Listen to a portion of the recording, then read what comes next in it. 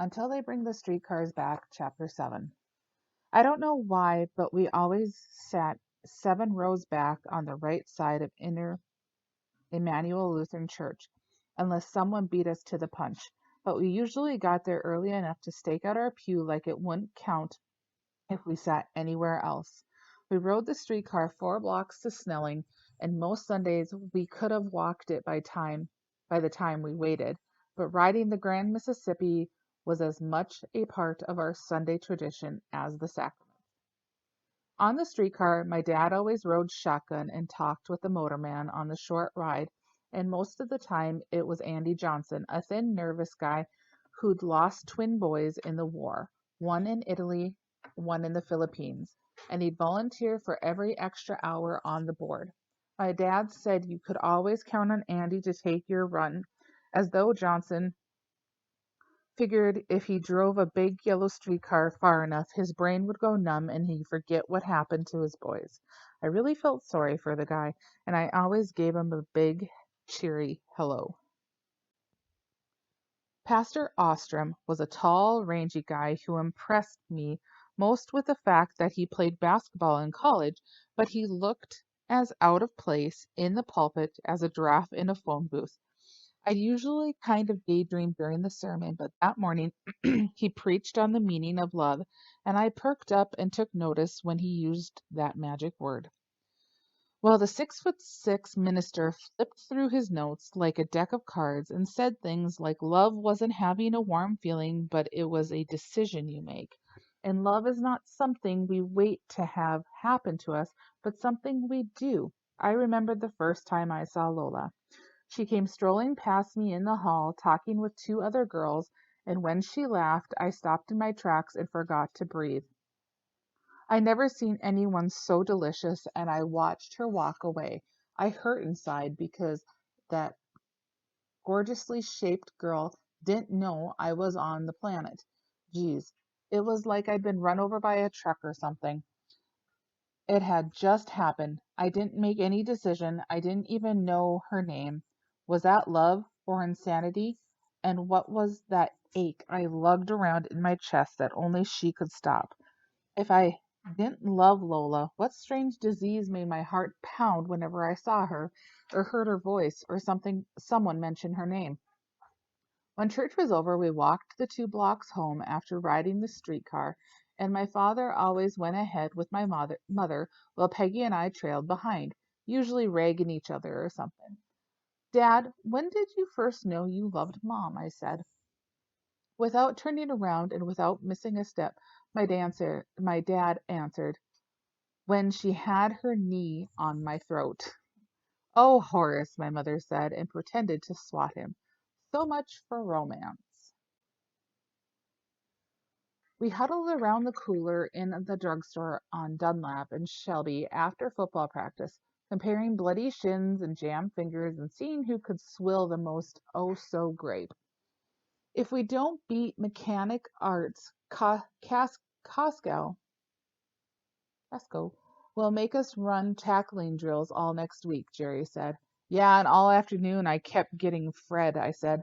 I tried to switch places in line, but every time I looked up, there was Madman Walker ready to break both my legs. Darn it, he tries to kill you every time. If I don't get my grades up in English, my dad will break both of my legs, Jerry said. I flunked the last MR. Geez, every Friday we had an English test called Minimum Requirements, and it had all the stuff with spelling and punctuation and grammar, short tests we had shoved at us the minute we showed our face in English, and it always took some of the fun out of Fridays because you had to get past the MR before you could start thinking about the weekend. MRs about drove me nuts. They really did. There were questions like he said lay down to his dog. Everyone knows since the beginning of time that you tell your dog to lay down. But do you think that's the right answer? No, you're supposed to lie down according to the MRs. Huh. There isn't a dog in the universe that knows what you mean if you told him to lie down. There were all kinds of questions like that, and you could never figure them out with logic, and anything below 75 was failing. The boys thought it was unfair in English to be graded with the girls because girls were born knowing all that stuff. Someone shouted that the streetcar was coming, and the place emptied as if a skunk had trotted in the back door. I'd walk over to Summit and hitchhike, saving $1 a week and hoping I'd get to ride in a Hudson or a Packard or something.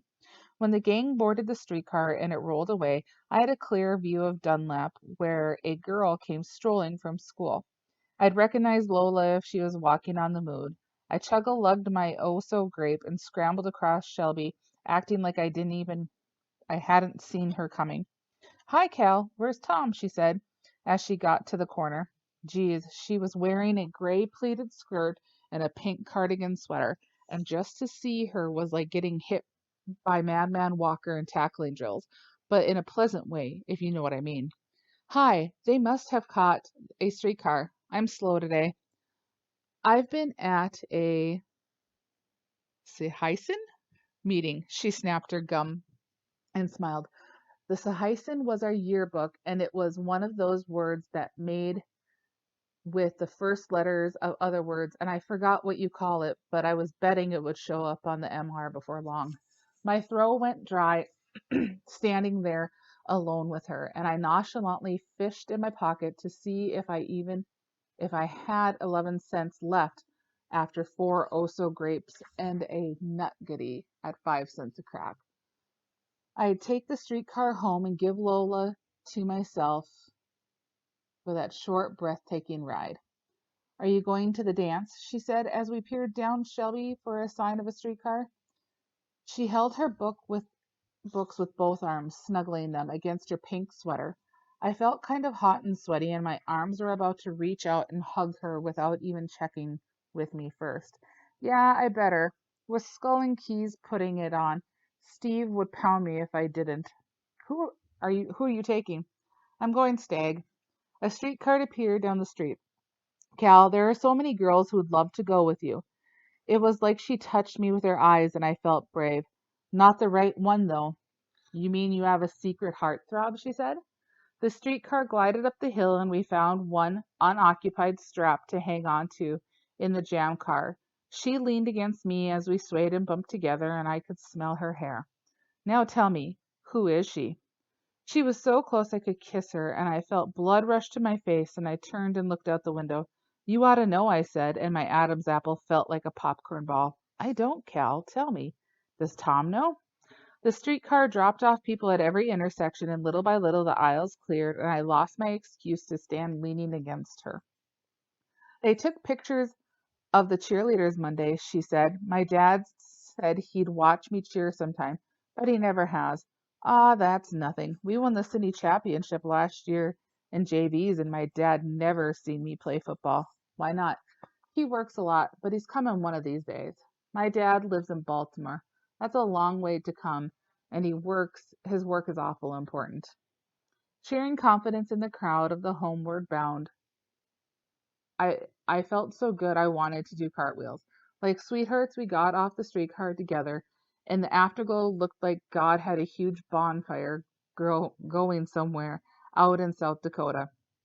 I planned to ride as far as St. Clair, which would be far enough out of the way to make her suspicious, and thought it'd be an extra half-mile walk after my body had been a tackling dummy for Madman Fred Walker all afternoon.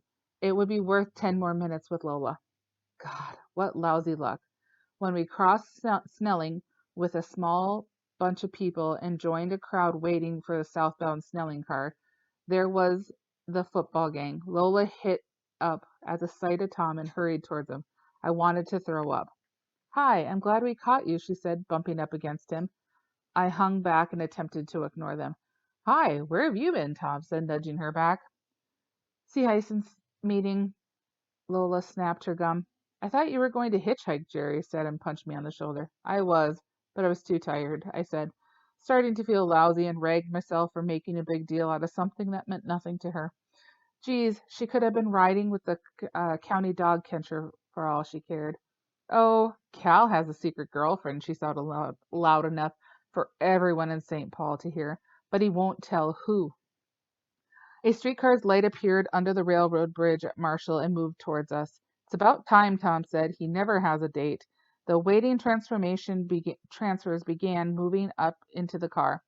I know who she is, Jerry said. Gretch the Wretch. The kids laughed and I took off down the sidewalk. Already up in the streetcar doors, Jerry called after me. Cal, aren't you coming? Cal, come on.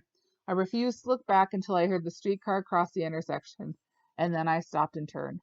The magic of the color sky faded into darkness, and as I watched the cozy-looking streetcar carry Lola away, the lump shoved its way back into my chest.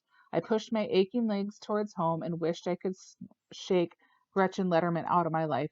She was like a burr in my sock, and it irked me the way everyone in the United States knew I talked to her.